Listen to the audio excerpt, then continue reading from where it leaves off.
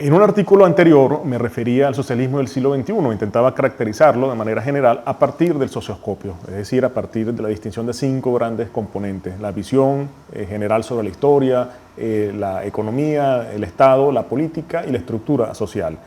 Decía también que en materia de visión el socialismo del siglo XXI se caracteriza por la misma interpretación de la historia que ha usado tradicionalmente el marxismo y también por la utopía que el marxismo proponía.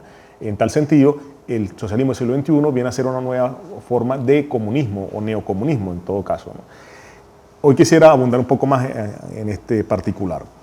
El socialismo del siglo XXI nos propone como objetivo último a perseguir la suprema felicidad social. Esto pareciera simplemente una frase que suena bien, se la atribuye a Bolívar, aunque eso no es fácil de demostrar. Pero la suprema felicidad social, cuando uno revisa en detalle algunos de los documentos oficiales, uno se da cuenta que está dotado de un significado muy específico.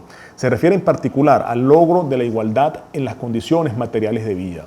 Fíjense que no se trata de la igualdad ante la ley o la igualdad de oportunidades. Ambas concepciones de la igualdad también pueden ser compartidas por otras doctrinas político-económicas.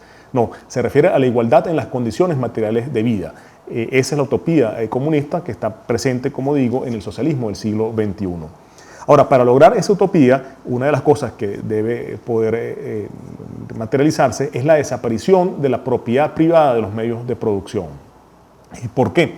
Porque según esta concepción de la historia, es la existencia de la propiedad privada de los medios de producción lo que ha creado sociedades clasistas, sociedades en las cuales una minoría propietaria de estos medios de producción puede aprovecharse del trabajo de una mayoría que no los posee. Y esa interpretación es la que subyace al socialismo del siglo XXI, como lo hacía en el caso del marxismo, comunismo del siglo XX. El capitalismo en particular es una sociedad clasista, según este punto de vista, que ha perfeccionado las formas de explotación. En el capitalismo ocurre que el trabajo, la única fuente de generación de valor, según ellos, según el socialismo del siglo XXI, el trabajo termina produciendo más valor del que recibe a cambio en forma de salario. Esa diferencia entre el salario que recibe el trabajador y el valor que produce, y lo producen ellos exclusivamente, esa diferencia es la llamada plusvalía. Mientras exista propiedad privada de los medios de producción, entonces existirá explotación y por tanto la sociedad no habrá alcanzado la utopía de la suprema felicidad social.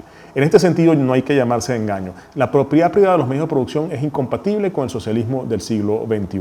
Ellos lo han asumido así, eso está escrito, aunque a veces no estemos convencidos al respecto, pero ya existe suficiente información, suficiente experiencia para entender que finalmente la propiedad privada de los medios de producción, en el caso venezolano, está orientada progresivamente a su desaparición.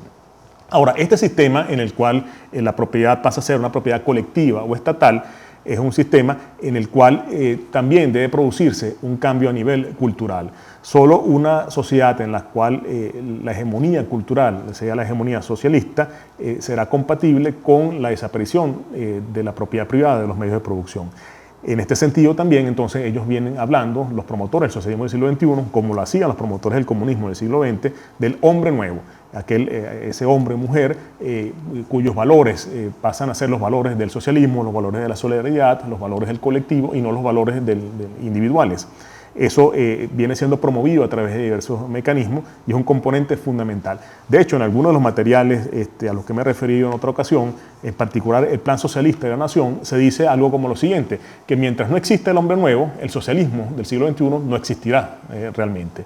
Fíjense las implicaciones que esto tiene, porque, bueno, ¿quién dice cuándo llega el hombre nuevo? Bueno, lo dicen, por supuesto, los que defienden el socialismo del siglo XXI. Eso les permitirá, por ejemplo, mantenerse durante el tiempo necesario en el poder, porque el hombre nuevo no habrá llegado.